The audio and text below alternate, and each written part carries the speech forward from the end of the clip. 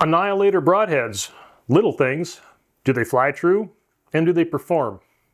Let's talk about that today.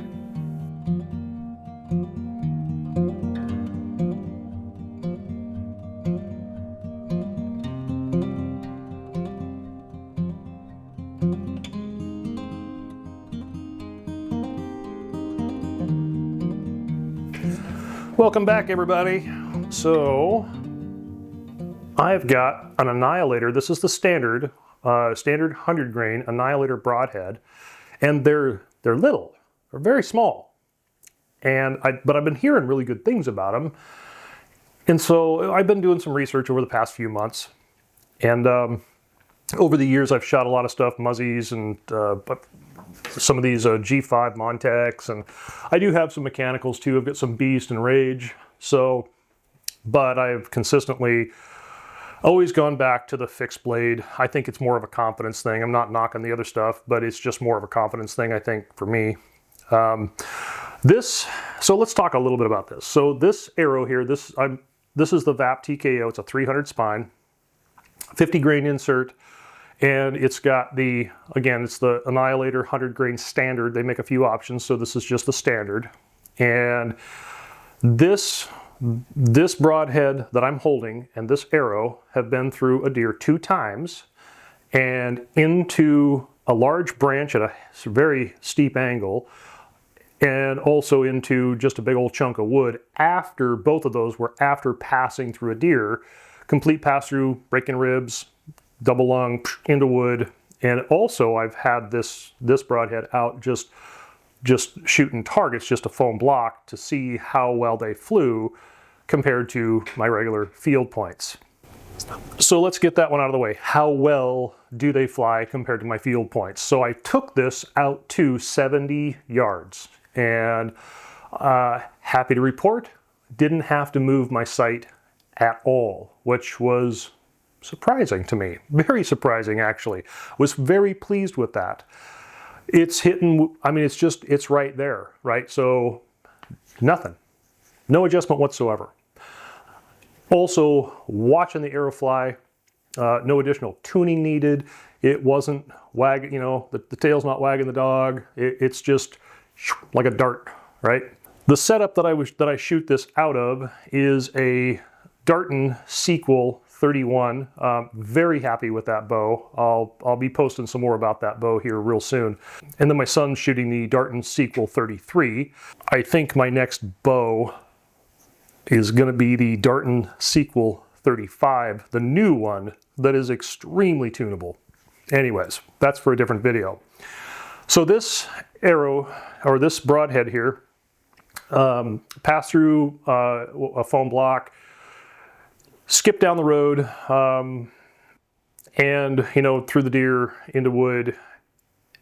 And the one deer here that we did get on video, that was the second time this has been through a deer. I pulled it out of the stump. Well, here, take a look. Annihilator Broadhead, 100 grain. Damn. Still razor sharp. That is crazy sharp still. Well, that's good. Okay. Yeah, she needs a bath. So I pulled it out of that chunk of wood, and the first thing I did was, I felt that, and I'm like, wow, that is surprisingly sharp still. So I've never sharpened this broadhead. I've not touched it. 2 deer, 2 chunks of wood, skipping down the road through targets, and it's still, right now, I wouldn't hesitate to take this broadhead out and shoot another deer without touching this without sharpening it or anything. I'd be perfectly confident in doing that, and I know it would perform because I can feel the edge. I wish I had one of those sharpness testers. I don't have one, so I guess you'll just have to take my word for it. So I will say I was pretty skeptical about this broadhead because the size of it. It is tiny compared to what we're all used to for a fixed blade, right? So here's a Montec G5, and here's the Annihilator. And you can see these are quite a bit different. The Annihilator is 7/8 of an inch long, and the cutting diameter of the Annihilator is 0.91. So it's literally not much bigger than my thumbnail. It's very close to that size.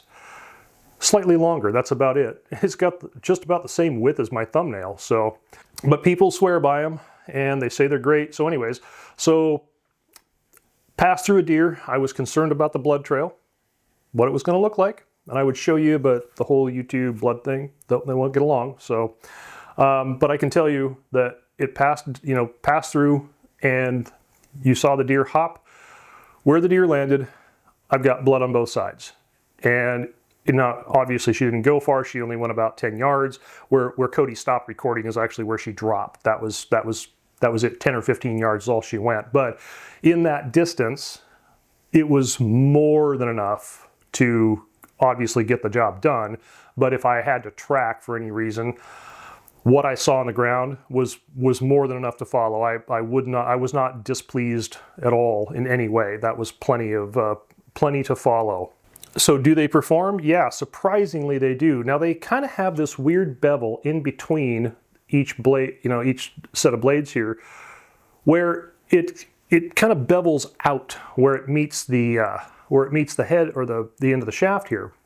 And I suspect, and I could be wrong, but I suspect what's happening is with that bevel coming out, it is helping to open up that wound channel as those blades are cutting. It's kind of pulling things apart with that arrow traveling through so fast, creating a very nice wound channel. And they just work. So I'm feeling very confident in this broadhead now, because I know that they fly true to my field points. I don't have to sight them in with just this and then change everything back to my field points. I can literally go out, shoot a few dozen times with my field point, just keeping up my practice, and then grab one of these with the Annihilator Broadhead on there, and I'm perfectly fine. Everything is hitting where it should. I don't have to make any adjustments, and I'm confident that I'm going to hit my intended target, and it's worked out both times. So after putting it through deer and into logs and skipping it down the road and stuff, I was also curious.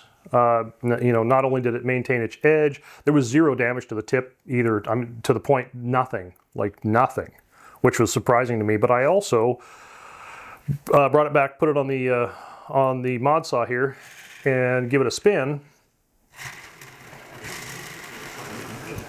It's absolutely perfect. Nothing has distorted on this whatsoever. It's absolutely spot on. You can't complain about that. These Annihilator Broadheads here, these are the ones that I got, just the standards. I have no affiliation at this point with Annihilator Broadheads at all, and but I am curious to see what maybe the 125s would do. They've got some other options too. I'll link their website down below if you're interested, but again, I have no affiliation with them at this point, so this is just my personal experience with these broadheads. But they are tough. I like them. Now, if you need to resharpen these, you can do so simply by putting them flat on a sharpening stone or diamond stone or something like that, and you can just work them back and forth on that, and that is going to give you a nice fresh sharp edge. Or if you wanted to, you could put it on the Stay Sharp and give it a 44-degree bevel. It's been my experience that that's going to give you a little bit better edge. It's not huge, but it is a little bit better. That's what I've been sharpening these G5s here for my son, and he just got his deer with this arrow, actually, with this broadhead. And so I have resharpened this. This one did need to be resharpened after passing through that deer. It was pretty dull, where the Annihilators was not. And like I said, this one head's been through twice. This one has only been through once. And this hit a little rock where it dented tweaked the tip just a tiny bit. Nothing to be worried about, but just a tiny bit. And but I had to sharpen this one, so. And that's not really a big deal. That's fine. I don't mind doing that at all. But anyways, I just wanted to take a few minutes and share this with you that if you've ever thought about trying out the Annihilator, I'm not disappointed with them at all. The blood trail is great. They fly very true. They're tough as a tank, and they just work, and they're not horribly expensive. And you know, I can shoot this, resharpen it, shoot it, resharpen it. I mean, these things should last, unless I do some serious damage to it, these things should last me for a long time. But again, I am curious to test out some of the other options they may have. Maybe I'll order up the 125 grain, something like that. But anyways, I hope if you're interested in testing out one of these Annihilators here, that this video helps you out and maybe convinces you one way or the other to give it a try. So with all that said, thanks for stopping by. One last thing. I ordered from Podium Archer, Josh Jones, Mr. MFJJ, some of these Easton 5.0s. This is a 300 spine. I'm going to fletch them. I also ordered some of these stainless inserts. These are the 50 grain inserts, so I'm trying to push that FOC more toward that 15, 16%. So anyways, I've got some of those. We'll be building those arrows out here in the very near future. We probably should have a video posted in just the next couple weeks on that, and I'll get them all put together. We'll shoot that, and we'll go out and we'll shoot them, get some grouping, we'll dial them in, all that. But I'm very excited about that arrow. Well, we'll talk about it in different videos. Anyways, that's all I got for you folks today. So thanks for stopping by, and we'll see you next time.